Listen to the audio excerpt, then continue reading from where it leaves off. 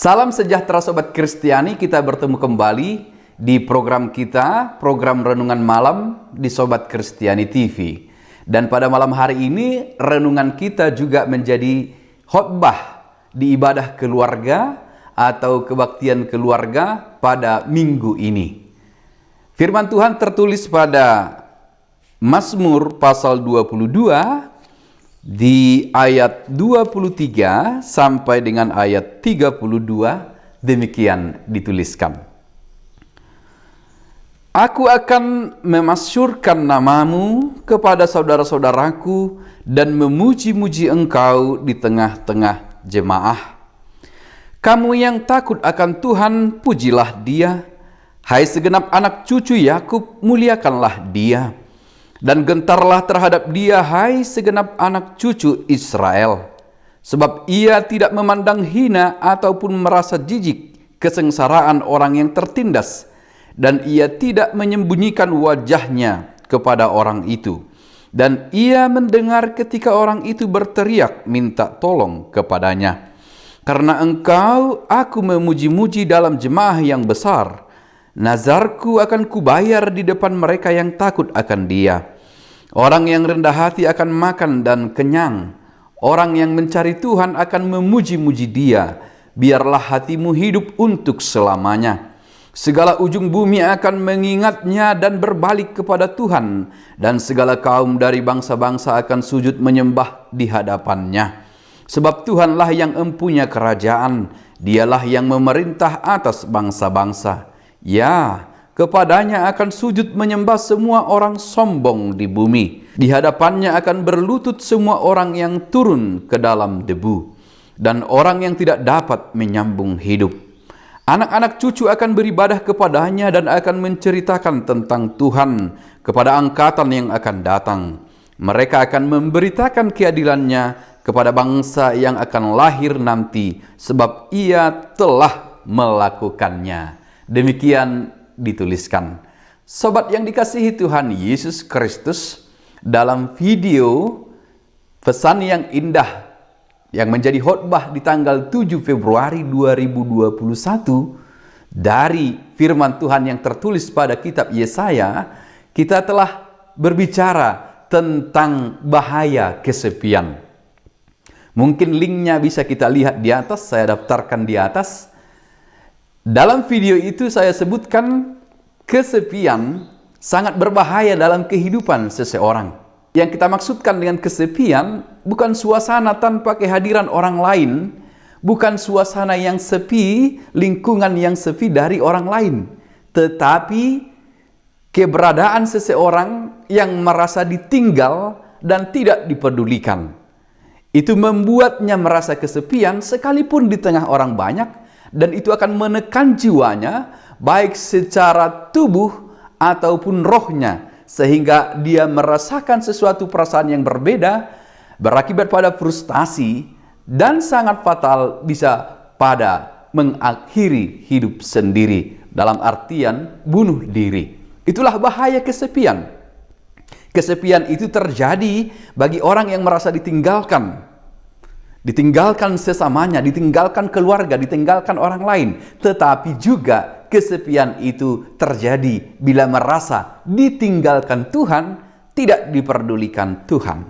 Hubungannya dengan teks kita ini adalah Mazmur Ratapan. Bagian dari Mazmur Ratapan, lamentation ataupun keluh kesah. Dan bila seseorang menghadapi penderitaan, menghadapi tekanan, dua pertanyaan yang selalu ditanyakan yaitu mengapa dan berapa lama. Mengapa atau kenapa dan berapa lama.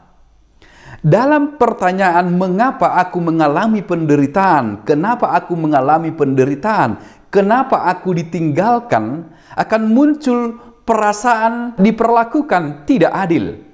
Merasakan sesuatu yang disebut dengan ketidakadilan. Lalu itu akan mendorong seseorang itu kemudian membandingkan hidupnya dengan orang lain yang tidak mengalami penderitaan. Mengapa aku mengalami penderitaan sementara orang lain tidak? Pertanyaan mengapa aku mengalami penderitaan juga sering dijawab oleh orang yang menderita itu sendiri dengan mengatakan ia telah berbuat dosa. Penderitaannya adalah karena dosanya. Padahal tidak selalu demikian. Penderitaan dapat terjadi juga untuk menguatkan iman seseorang, untuk mendewasakan iman seseorang. Memang dosa harus dihukum dan akibat dosa adalah penderitaan. Tetapi tidak selalu demikian. Penderitaan tidak selalu karena dosa. Ada hal lain yang menyebabkan satu penderitaan dialami oleh seseorang. Dan terkadang sebagai manusia kita mencoba untuk mengerti segala sesuatu. Padahal kita lupa batasan kita tidak bisa mengerti segala sesuatu. Termasuk pertanyaan, mengapa aku menderita, tidak selalu bisa kita jawab dengan pasti.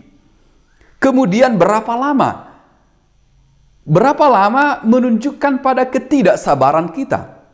Dan batasan kekuatan kita untuk menahan penderitaan itu. Pertanyaan berapa lama juga terkadang tidak bisa kita jawab secara pasti. Karena kita sendiri tidak berkuasa akan waktu. Kapan terjadi sesuatu bagi kita dan kapan itu akan berakhir, kita tidak bisa menentukannya. Hanya saja kita diajari oleh pemazmur untuk bertahan dalam penderitaan itu kapanpun itu datang. Dalam penderitaan itu ada yang akan menolong, yang tidak akan membiarkan kita sendiri dan yang akan menuntun menguatkan kita. Dan pemazmur menyaksikannya bagi kita, itu adalah Tuhan kita. Tuhan Allah yang menjadi gembala baginya, yang menuntunnya dan menguatkannya di dalam penderitaan berat yang ia hadapi. Selalu ada Tuhan yang menguatkannya dalam penderitaan itu.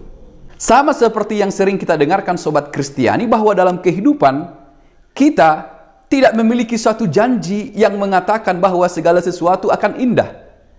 Tetapi kita percaya pada waktunya yang indah itu akan datang.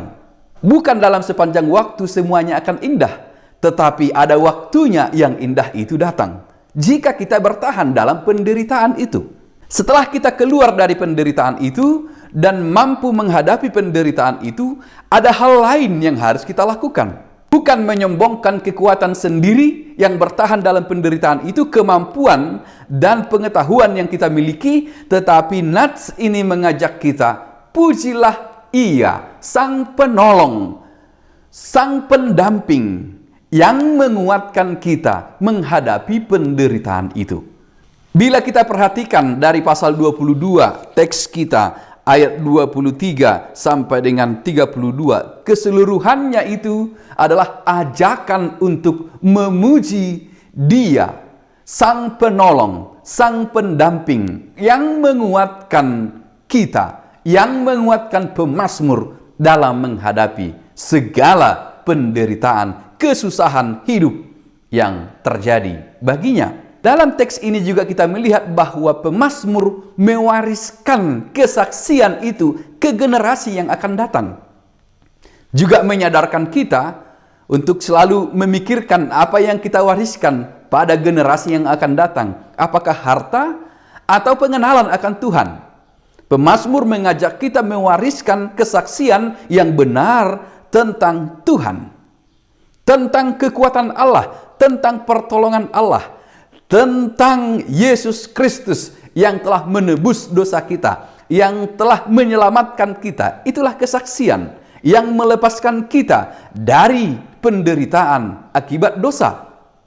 Itu harus terus-menerus kita saksikan. Satu hal lagi yang harus selalu kita renungkan, bahwa penderitaan kita akibat dosa telah kita lewati bersama dengan kasih Tuhan di dalam Yesus Kristus. Dan ini meyakinkan kita dalam menjalani kehidupan ke masa depan akan pertolongan Tuhan. Sekalipun kita menghadapi penderitaan, kita tidak lagi bertanya mengapa dan berapa lama. Kita tidak lagi akan merasa kesepian karena kita tahu Tuhan menolong, memperhatikan, dan menyelamatkan. Amin.